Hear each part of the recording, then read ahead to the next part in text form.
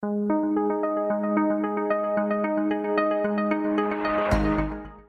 do feel optimistic regardless of all the other parts that are happening. I'm optimistic because in any book you read, history shows that we've been able to adapt at future of work. It's been around for a long time, but I think it's important that we know that this is a systemic time of change.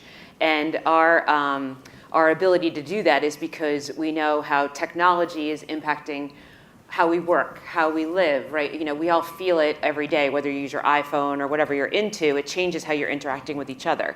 So companies need to react on how they engage customers. And in my experience, you know, at Walmart in particular, we knew that the shopping experience was changing and we wanted to be a forefront on that, but we had to change then the offerings that we were providing to customers so that they would be delighted. And that meant taking away the tasks that our associates or the associates of Walmart, I still get that tripped up sometimes, that what they had to do on the shop floor. So if you go into a store, there used to be people who had to clean the floor, scan for outs, replace, you know, the Cheerio boxes and things like that, and constantly going back and forth behind the, you know, the back room to the front room. So now there's technology that helps that happen. There's large machines that look like big Roombas that go up and down the aisle to clean the floors. There's a machine that goes up and down the aisles to scan for outs so that associates can go back and fill those quickly and create a better experience for the customer. There's more in stock, there's more time to talk to a customer, there's more time to delight them and surprise them. There's new jobs being created inside the store because of that technology, and customers are happier.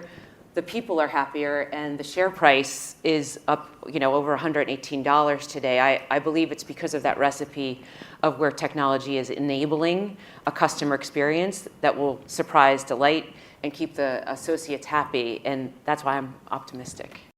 As I think about HR as a practice, so to speak, my optimism is based on the fact that more and more HR functions are thinking as employees or associates, as they're called at Walmart, as really the internal customer. And what are we doing to enhance the associate experience, recognizing that there is a nexus between associate experience and employee engagement, and then there's a nexus between engagement and business results. So more and more HR functions are thinking deeply about enhancing and creating a sort of an inspired employee experience or associate experience to drive that culture and engagement. And that's how I see the shift occurring before our very eyes. And I think one of the words of the day, and Teresa used it earlier, is agility. So we're talking a lot about employees being more agile, teams being more agile, but what does that mean for managers? And when I think about one of the biggest changes is it's really having managers, what kind of leadership skills do they need in order to manage an agile workforce? And a lot of what they need is a lot of flexibility in their skill set and great communication skills. And I'd be awfully curious what you all think, but what I see is managers are often frozen in the face of change management, and they're very good at putting plans in place and delegating, but being able to shift quickly and be agile, I think there's a set of skills that I think are going to be one of the most important things in the next 5 years that we need to be sure our leaders have. And how we figure out how to do that, short of a new injection coming on the market, we need to really relook at retooling our leader skills today. One of the things on this question that when I get asked, there's a soft skill component, I think, that we recognize has to be brought into this new way of working. There are functional capabilities that also need to be taught. And in my experience, I was with Accenture, then Walmart, then WPP, there's about 5 skills-ish that seem to emerge as the soft ones that we need to have at all levels of the organization, and that's digital literacy, digital acumen, ability to make data-driven decisions, the growth mindset, and then the last one, won't surprise this panel, I guess, to be saying is empathy, right? That we all need to grow those capabilities, and I believe we can do that. There are cross-functional ones that need to happen when you do have new work, when work shifts from being one way to another. At Walmart and WPP, I see examples of that might be helpful to think about in your organizations. Walmart is a big company. Someone said it's over 2 million associates. So we were able to create, through the use of virtual reality, the opportunity for associates to experience in virtual reality what they would experience in real reality one time with customers and better prepare them. There were specific examples around empathy when we were teaching the skills to create a great online grocery pickup experience. You know, some of you may know you can order online your groceries, go, or general merchandise, and pick it up with your car at any time you want. You go to a Walmart, associate brings it. That's a new role, so we had to teach that. And we taught through VR what it was like to have an impatient customer or an impatient family member in the car so that it doesn't cause you stress. You know, that's super stressful. It's stressful as a mom when I've had my kid, you know, freaking out when I'm trying to make a purchase. Imagine trying to serve me, right? So having that experience, so teaching that empathy in virtual reality gives them more confidence to do that when they have to face it. There's also the opportunity to teach functional capabilities, though, where you may change the process in the deli, or you change the process in the bakery, or you want to have the ability to create a recipe. With the use of technology, VR is another one where you can learn how to work in the bakery, and it saves time of how to teach someone how, but it gives, again, the confidence to learn how to do that. Or you're working in a Sam's Club and they have the recipes, you have it on your phone and you know how to make, it's just like we do to YouTube probably at home, you know how to make your recipe, same thing. That's all deployable in the workforce right now, and I think that's encouraging. You can, at scale, teach new capabilities. So the question I would have is, you know, what's this heady mix of culture now, and how do we figure out how to make this all a positive experience, regardless of where you are on the employee status spectrum or where you are in your career? That's a great question, Rebecca. So I did a little research on the topic of work-life balance. I don't know if anyone would guess how old that term is. It's actually 50 years old. And it's kind of interesting. It started in the 1970s. People started using that term. And to say it's out of date is probably an understatement. I looked at what are the other phrases people are using, and you used one of them, Rebecca: work-life integration. Work-life harmony is one of the most popular ones today. That sounds so good. Doesn't it? And my all-time favorite, we're all going to do a round in a moment and sing to this, is work-life symphony. And I like that. And really what that means is it's changed a lot for the different generations. So the baby boomers were, especially women in the baby boomer generation, were happy to have a seat at the table and were happy to work 24/7.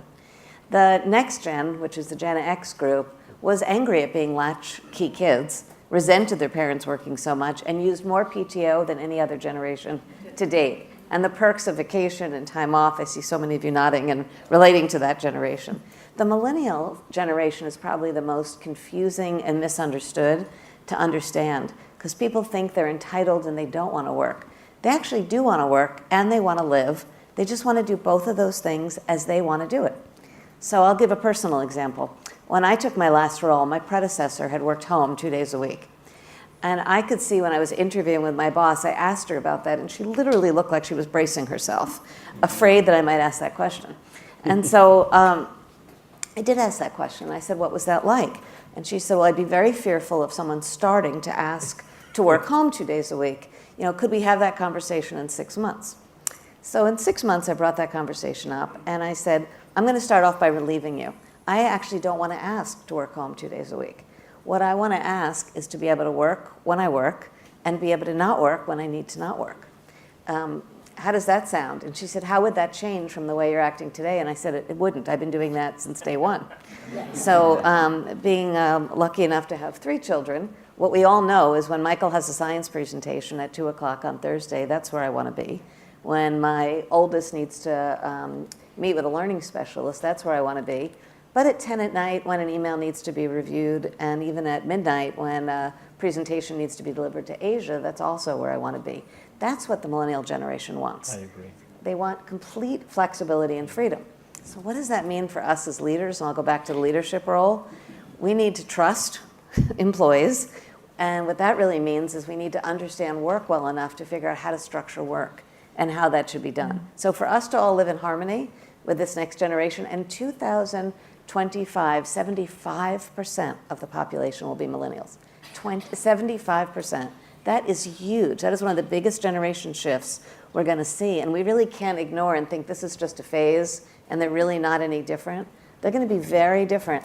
And because they're so good at technology, and because by then so many of our jobs should be virtual, our manager skills need to be even better. Because the truth is they're not going to see their workers anyway, and they can't. How many of you can see your workers currently working in Asia or sleeping in Asia right now, but they probably are working in Asia because that workforce is doing that. And so how do you manage a population that way? And that's what really I think needs to shift. For us to be in harmony and have our symphony work well, that we really need to change a lot of the behaviors. There are different needs that we have to help employees and associates solve in this space. And when you talk about a frontline workforce, it is creating the framework that people can make those choices because they're probably not feeling as enabled to go be in the hotel and do those, check the emails. But if you're serving a customer in the front line. Right. But what my sort of research and experience would say is what they value greatly is the deep connection to their schedule. So if you're a mom that needs to go be at certain places or pick your kids up at a particular time, you want to have a schedule that enables that. Or if you're a college student who has a number of days you don't have classes, you want to be able to work on those days. Or there's an emergency that happens, you need to have time off. So what Walmart was able to do was create that structure and framework so frontline associates could have the opportunity to have either the steady schedule, the flexible schedule, get to the hours that they were looking for, and be able to have the life that they were building. Another part of that was the ability to continue to learn. So there was the learning on the job, we've talked about that, but another valuable piece of reference that all people really regard still in the United States is to graduate with a degree. And when Walmart took that on, it was the ability to partner with universities and say that the time that you're working, the training that you're taking, counts for a certain amount of college credits. And then with some online help and finishing, you can graduate with either an associate's or a 4-year degree debt-free. So it's finding the things that your employees or associates need and value, and then figuring out how to deliver on that. Now, Walmart, I was fortunate to be a part of a company that believed in investing in their people, so put the capital behind that. I think smaller companies that I talk to sometimes try to solve how do you do that. And I think there are ways, even in a smaller scale way, that we can talk about to create an environment where employees and associates and managers get choice to create what is this work-life harmony. I do think there's more stress in the system, though, over this. As I think about WPP, one of the things we talk a lot about is well-being, mental well-being, and not just the work-life harmony, but how we're going to address the mental wellness and well-being of our employees is probably a whole nother panel, but something I think that is a kind of adjacent to this topic. In your report, Rebecca, the conference board did, you talked a lot about teams and the focus on why teams need to change. I'm just going to tell a very short vignette. I spoke to a consultant recently who shared with me that she was brought in by a law firm, and the problem the law firm had is this next generation of millennial associates had the lowest billable hours they ever had in a class. Now, they thought it was one of the highest performing, smartest classes and could not figure out why they had one of the lowest billable hours. So they hired an outside consultant to come in and analyze it. And I don't know if any of you can guess the answer, but what typically happens at that associate level is a lot of competition because whoever gets the highest billable hours wins. And if anyone wants to guess, the reason this group had the lowest billable hours is because they partnered and worked together and helped each other solve the problem for the clients. Was there a software platform in that law firm to allow them to do it? No. They used an outside platform that they all signed on to and knew the law firm had no idea. They were unbelievably productive. They came up with some of the smartest, brightest answers that any incoming associate group had seen, and they longed to work together. The HR group was completely baffled. This group was not rewarded for working together, which was one of the things your report said right. HR needs to figure out how to do. There was no platform to let them share ideas as being knowledge workers and do that. And if anything, they were completely disincented by the way their managers were looking at their performance. And so my wish as we go forward in talent management is we need to be a lot more creative, both as managers and in the HR profession, to think about how are we going to have agile teams to better solve problems and work together and reward that behavior and not actually disincentive. For me, it's talent. I think more and more we have to double and triple down on talent management. That's how do we identify talent? How is talent being cultivated? How do we think about succession planning? I am always envious of sports scouts. So if you are a baseball scout for New York Yankees or the Mets, you can go to a Little League game and see a 7th or an 8th grader and have a sense about whether or not that 7th or 8th grader has the requisite skill sets where just over time and experience that person can progress to possibly being a major league player.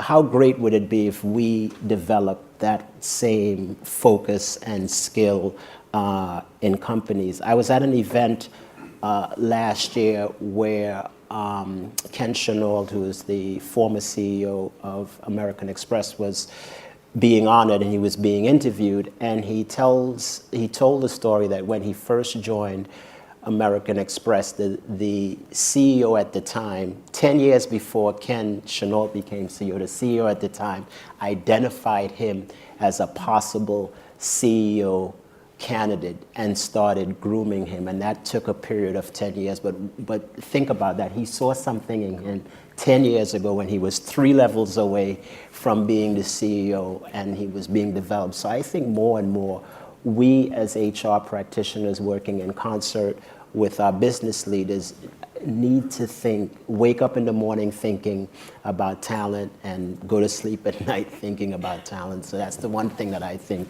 I would double down on.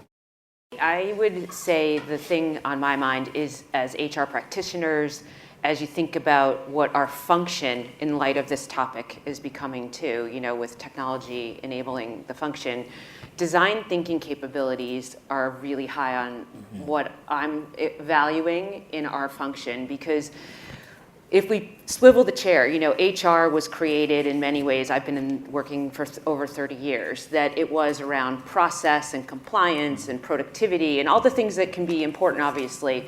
But we're in a time now where technology, exactly, and on time, things like that. But it's become more, there's a higher expectation of what our function needs to deliver. And this topic for me puts more pressure on that being ever true. And if we don't design the right employee experiences or associate experiences that tie to the customer experience, that tie to the business case, that tie to the business strategy, all the process we do is just going to frustrate our people. And unfortunately, we get stuck with that rap as a function sometimes. So how do we get away from processes that are frictionful or bureaucratic and only deliver on that bare bones and deliver something that excites an employee to want to work there, that goes home and tells their partner, I've joined the right company from an onboarding experience. Now, I haven't figured it all out, but I do think that there's a way through design thinking, if our function starts to work that way, we can create what is differentiating and competitive advantage for us so that the future of work doesn't make us the bank teller, kind of scenario everyone talks about, that you don't need to talk to a teller. I think that could happen at HR if we're not careful and put the humanity back in HR. I think one of the skills that HR needs to be better at is really looking at the design of work. And I think you used a great example when you talked about design thinking, because that's a perfect skill set to do it. Why is it we still think about the full-time and the part-time? And I think the Walmart example is a great one. There may be a lot of the population that wants to work 15 hours for that part of their life, maybe while they're in college or maybe while they're retirees. And really rethinking about the world of work, I think, is critical for us to do. And we still tend to feel most comfortable, and I think a lot of the corporate world in particular still has trouble with part-time jobs. But if we really can rethink about the world of work and look at what jobs can be best done by AI, which jobs should be done by human beings, how long can they be, and how can we really restructure jobs, that is going to be one of the most exciting things to do. And where does that skill set lie? If managers, it's hard for them to recreate. Every time someone leaves, you call recruiting and you want to refill the job. Are the recruiters trained to be able to rethink that? So I actually think there needs to be a job function built. I mean, most HR organizations still don't have workforce planning.